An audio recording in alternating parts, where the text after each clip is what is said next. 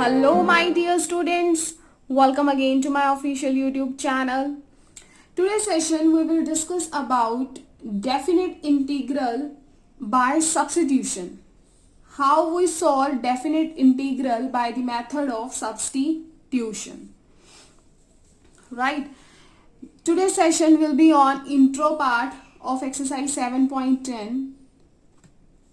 Definite integral means हम जब integral को सॉल्व करेंगे देन हमें जो आंसर मिलेगा वो एक डेफिनेट आंसर मिलेगा.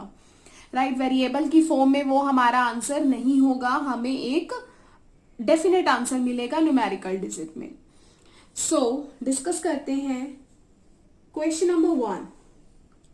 एक एज अ मैं एग्जाम्पल ले रही हूं. मेथड 1 मैंने यहाँ लिखा हुआ है. मैं आपको दोनों मेथड से सॉल्व करके बताऊंगी. मीन्स जैसे हमारे पास एक फंक्शन है हम उसका इंटीग्रल करेंगे. इंटीग्रल करने के बाद जो हमारा आंसर आएगा लिमिट्स पुट करके वो.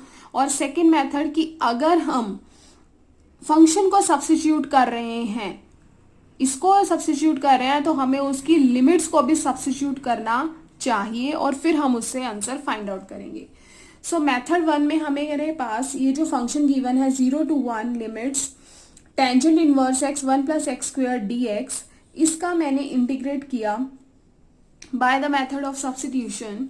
तो मैंने टेंजेंट इनवर्स x को क्या पुट कर दिया, t पुट कर दिया. इसका डिफरेंशिएशन क्या होगा 1/1 plus x square dt by dx. तो हमारे पास यहाँ से dx की वैल्यू निकालनी है तो dx की वैल्यू हो जाएगी 1 plus x square dt. dx की वैल्यू क्या हो जाएगी 1 प्लस एक्स स्क्वायर dt. तो अब यहाँ पर क्या होगा tangent inverse x. Tangent inverse x को मैंने यहाँ से t मान लिया. 1 प्लस एक्स स्क्वायर dt किसके प्लेस पे मैं लिखूंगी dx के प्लेस पर. डिवाइड में मेरे पास है 1 प्लस एक्स स्क्वायर. क्लियर है. अब 1 प्लस एक्स स्क्वायर से 1 प्लस एक्स स्क्वायर हमारा यहाँ से कैंसिल हो रहा है. हमारे पास बचेगा t dt. क्लियर है. t dt. अब t का मैं इंटीग्रल करूंगी तो मेरे पास आ जाएगा t square divided by 2 plus c. t को जो मैंने वैल्यू यहाँ पर पुट की थी that is tangent inverse x. Tangent inverse x square है तो हमने होल स्क्वायर लगा दिया divided by 2 plus c. Clear. तो अब आप यहाँ से देख सकते हैं कि जो हमारे पास लिमिट्स दी हुई हैं 0 to 1, अब हम वो यहाँ पर रखेंगे. यहाँ पे मैंने आपको करके दिखाया है कि 0 से 1 लिमिट में हमारे पास ये जो फंक्शन था उसका इंटीग्रल हमने किया वो ये आया tangent inverse x divided by 2 power 2 0 to 1. अब क्या है हमारे पास जो टेंजेंट इनवर्स x है उसके प्लेस पर पहले हमने 1 पुट करना है. अगर मैंने टेंजेंट इनवर्स 1 पुट किया तो we know very well that जो टेंजेंट है उसकी वैल्यू 1 किस पर होती है पाई बाय 4 पर 45 डिग्री पर होती है ना. तो यहाँ से मेरे पास आ जाएगा 45 डिग्री पावर 2.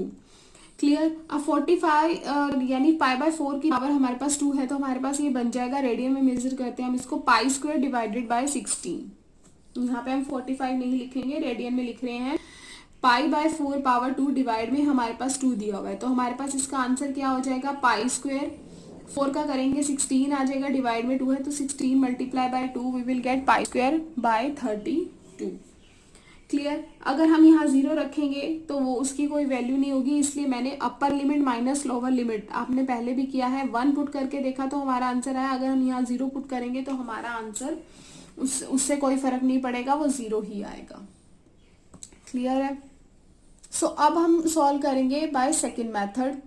जो हमारे पास मेथड 2 है उसमें हम क्या कर रहे हैं, हमने जैसे यहाँ पर जो मैंने पहले अभी मेथड 1 में आपको वैल्यूज को हमने फंक्शन को यहाँ पर उसकी वैल्यू सब्स्टिट्यूट की थी वो किया है.